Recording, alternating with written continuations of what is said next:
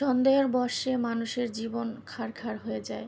কিছু সন্দেহ মিথ্যে, কিছু সন্দেহ আসলেই বাস্তব সত্য। তো দেখো, তোমাদের ভাইয়া বাজার নিয়ে আসছে অনেকগুলো। আমার ননদের মেয়েটা আর আমি বাজারগুলো সুন্দর মতো গুছিয়ে নিলাম, এখন ফ্রিজে রেখে দেব। আর এখানে কিন্তু এটা রাতের বেলায় ছিল। দেখো, আমি বাড়িতে গেছি, আমি আসার পরে অনেক অসুস্থ, কোনো কাজই করতে পারতেছি না। তো সেদিন রাইতে ওই ফ্যানটা মুছছি, আজকে মাঝখানে রুমের ফ্যানটা মুছে দিলাম রাতের বেলা বাজারগুলো গুছিয়ে।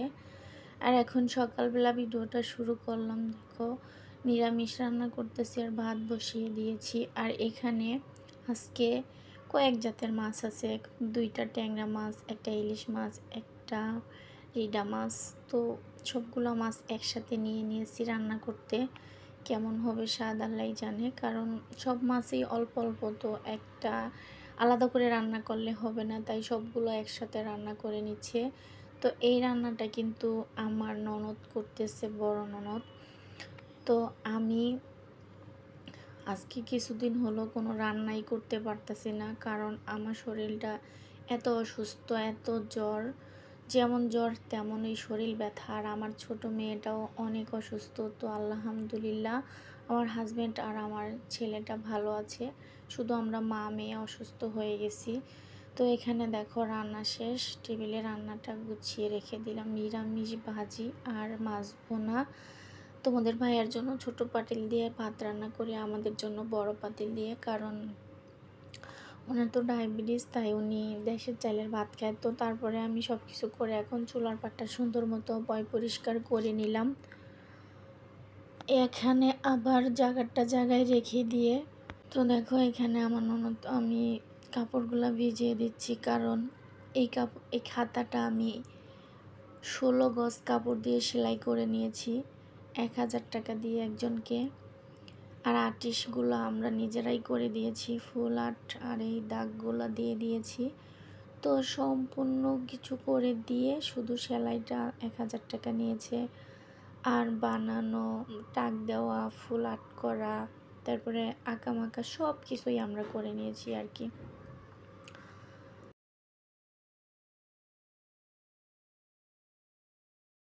তো বিছনার চাদরটা আমার রুমের অনেকটা ময়লা হয়েছে, কারণ বাড়িতে গেছিলাম, রেখে গেছি, এসে তো দেখি অনেক ধুলাবালি পরে খুব নাজেহাল অবস্থা হয়ে আছে। তো 2 বালতি কাপড় ভিজানো হয়েছে। তারপরে এখানে কাপড় চোপড় ধুইতেছিলাম, আর দেখি আমার মামাতো ভাই এসেছে ডক্টর দেখানোর জন্য।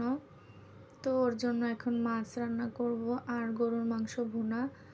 তারপরে তোমাদের ভাই আবার দুপুরবেলা বাসায় আসার সময় কিছু খাবার নিয়ে আসছে, বিস্কিট, মুড়ি, চিনি, 2-3 পদের বিস্কিট। তো এগুলো একটু গুছিয়ে রেখে দিলাম। আর আমার পাতা এমনি তো সবসময় রাখি। তারপরে দেখো এগুলো গুছিয়ে রেখে কাপড় চোপড়গুলো সুন্দর মতো সবগুলা কাপড় ধুয়ে রোদে দেওয়া হয়েছে। তারপরে পাপোশগুলো ধুয়ে দিয়েছি। তো বালিশ 2টা রোদে দিছি, তোষক রোদে দিতে পারিনি, কারণ শরীর অসুস্থ, এত কাজ কেনা করবে। তবে আমার মেয়ের আর আমাদের বালিশগুলো একটু রোদে দিয়ে দিলাম, কারণ প্রচুর রোদ।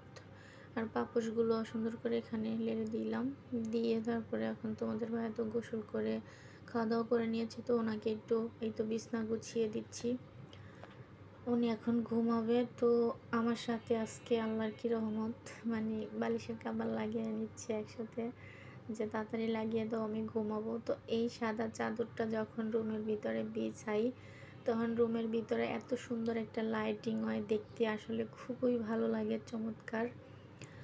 তারপরেই তো রান্নাটা হয়ে গেছে, আমার মামাতো ভাইদের জন্য রান্না করলাম। তো এখন খাওয়া দাওয়া করলাম। তো ভিডিওটা এই পর্যন্ত, আল্লাহ হাফেজ, সবাই ভালো থাকবেন, সুস্থ থাকবেন।